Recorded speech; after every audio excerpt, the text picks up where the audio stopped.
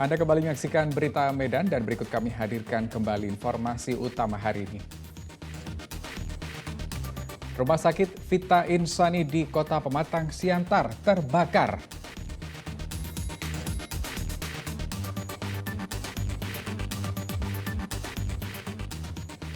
Sebuah pondok pesantren di Kabupaten Langkat jadi polemik karena ibadat sholat yang diikuti jemaah pria diimami seorang wanita.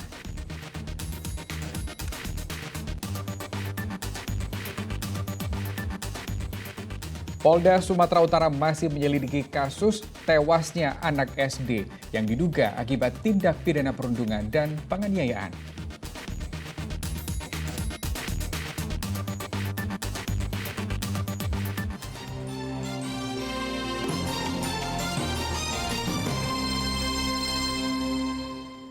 Aparat Polda Sumatera Utara masih mendalami kasus tewasnya seorang anak kelas 1 SD yang diduga akibat tindak pidana perundungan dan penganiayaan.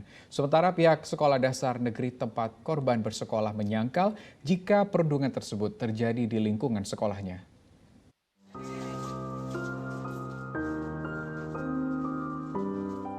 Kematian Ibrahim, seorang bocah 8 tahun di Kota Medan yang diduga akibat penganiayaan rekan-rekannya terus menyita perhatian masyarakat. Meski polisi belum dapat mengungkap pelaku maupun motifnya selama sepekan ini, pihak keluarga dapat sedikit lega dengan dinaikannya kasus dari penyelidikan ke tahap penyidikan. Artinya, aparat hukum pun menduga kuat jika kematian bocah malang itu mengandung unsur pidana. Beberapa orang saksi, diantaranya itu adalah orang tua korban itu sendiri, kemudian pihak rumah sakit, kemudian ada juga anak-anak yang diduga melakukan perundungan, kemudian beberapa saksi dari tetangga itu juga sudah dimintai keterangan. Status saat ini dinaikkan ke tahap penyidikan, tapi tentu karena anak-anak yang terlibat ini usianya cukup jauh di bawah umur, tentu kita juga harus berhati-hati untuk melakukan proses-proses ataupun langkah-langkah penanganan ke depannya. Sejauh ini Polda Sumatera Utara sudah memeriksa sejumlah pihak terkait yakni keluarga dan tenaga kesehatan yang merawat korban. Pemeriksaan juga dilakukan kepada pihak sekolah korban yang menegaskan tak tahu menahu adanya dugaan perundungan dan penganiayaan yang menimpa siswanya. Entah penyelidikan seperti apa yang dilakukan pihak sekolah sehingga menepis tudingan bahwa adanya peserta didik yang terlibat serta lemahnya pengawasan para guru. Pengulian tersebut bukan terjadi di sekolah.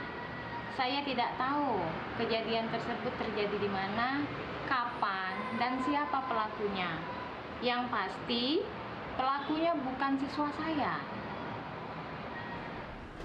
Keterangan pihak sekolah berbeda dengan keterangan orang tua korban yang menyebut putra sulungnya sempat mengalami sakit dan demam pasca dipukuli 5 orang anak di bawah umur termasuk kakak kelas di sekolah. Sejak tanggal 22 Juni itu korban dirawat di Rumah Sakit Pringha di Medan hingga tutup usia di 27 Juni 2023. Tuti Alawiyah Lubis melaporkan dari Kota Medan.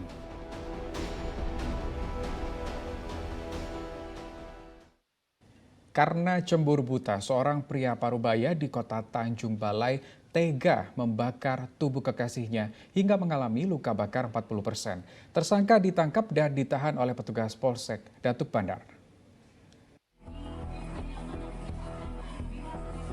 Tersangka John alias Wak John ditangkap personel Polsek Datuk Bandar Kota Tanjung Balai akibat ulah kejinya.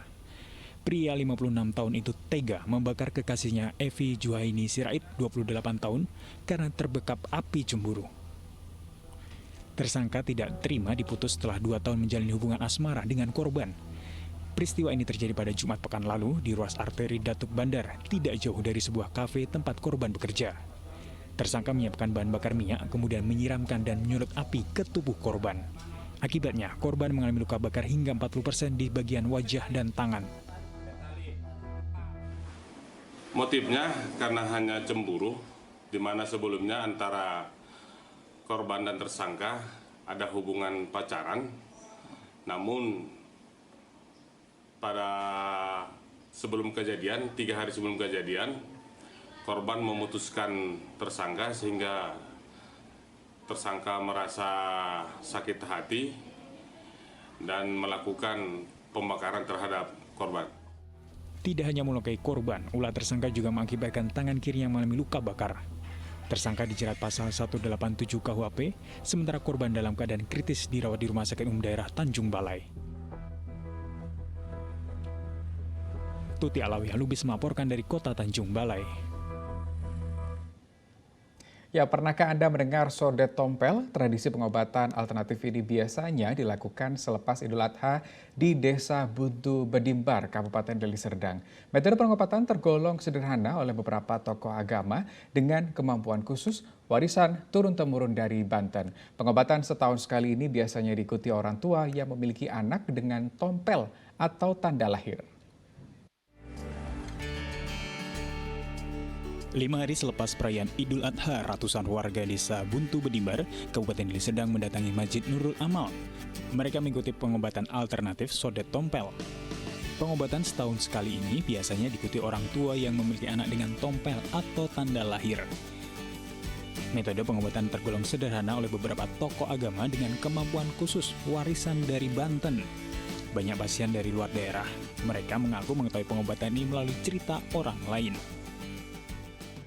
Masyarakat datang berduyun-duyun dari masyarakat sekitar, bahkan dari luar provinsi Sumatera Utara, bahkan tadi saya dengar dari Pekanbaru datang juga.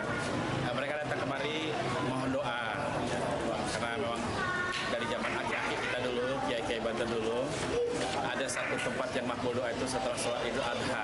Di mereka ini membuat air ruqyah, malamnya beribadah, ada amalan-amalannya, namun merupakan warisan dari kiai-kiai Banten dulu.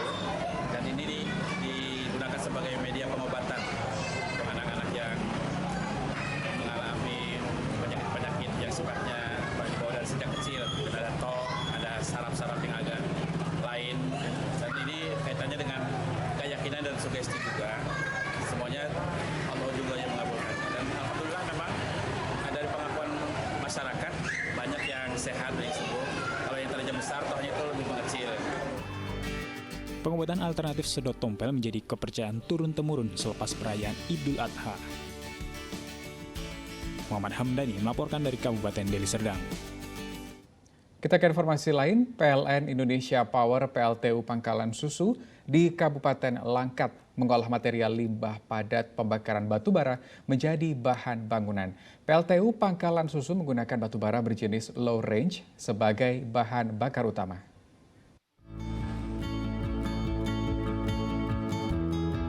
PLN Indonesia Power PLTU Pangkalan Susu Power Generation Unit di Kabupaten Langkat mengolah material fly ash dan bottom ash atau faba, yaitu limbah padat dari pembakaran batu bara menjadi bahan bangunan. Limbah yang diolah merupakan material debu halus atau fly ash dan debu kasar atau bottom ash menjadi paving block. Pengolahan faba merupakan instruksi dari PLN Group kepada PLTU di seluruh wilayah. Pemanfaatan faba digunakan 65-70% fly ash sebagai campuran pembuatan paving block. 65-70% fly ash kita gunakan sebagai campuran pembuatan paving block kita di sini. Dan di mana sisanya adalah semen, pasir, air, kerikil. Nah, menggunakan mesin kita hidrolik dengan pressure ya. Ya, hasilnya itu satu hari bisa mencapai 2.000. Nah, itu untuk apa digunakan? Itu digunakan untuk kita sendiri internal seperti perbaikan taman, terus pedestrian, dan juga CSR. Soalnya presentasinya lebih banyak ke CSR. CSR misalnya ada warga bantuan pembuatan pedestriannya musola, proses buat posyandu, puskesmas, terus dari bantuan perbaikan rumah dari desa, itu kita kasih. Fly ash dan bottom ash atau faba tergolong bahan berbahaya beracun atau B3, sehingga tidak sembarangan dimanfaatkan. Namun sejak 2021, limbah ini tidak tergolong limbah B3 dan dapat dimanfaatkan menjadi produk campuran semen.